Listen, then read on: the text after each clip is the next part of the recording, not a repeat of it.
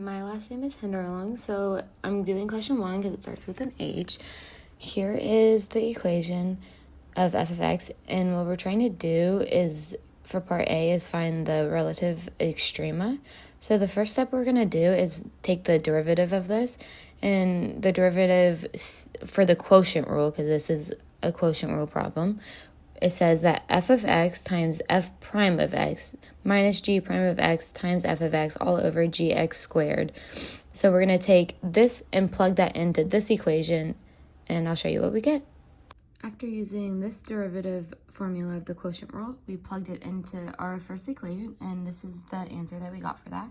So what we're going to do is plug this into our y equals on our calculator. Make sure you get all the parentheses correct, and we're going to graph that and find out where the line crosses the x-intercept. Looking at the calculator, we found out that x crosses at 0.333, x crosses at 2.701, x crosses at 2.977. After finding this, I drew a sign chart and just put in those numbers and put 0 by it. And then we're going to look at the calculator and see where it's increasing and decreasing. So right here, it is negative. So it's going from negative to positive at 0.33, and then positive to negative, and then it goes from negative to positive.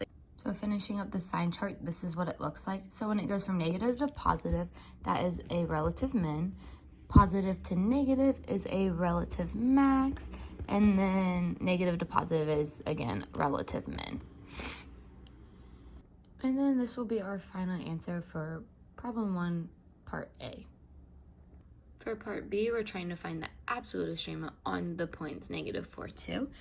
So we have those points there, and what we're going to do is put f of negative 4, f of 2, and f of 0.333, and we're not using those two because they are over the point 2, so we're just going to stick with that top one.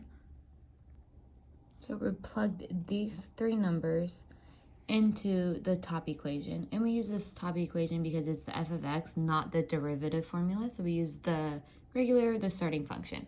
And I did not use the last 2 points, 2 and 2, because they are greater than the point that we're trying to do, negative 4, 2. So it's higher than 2, so we cannot use those two.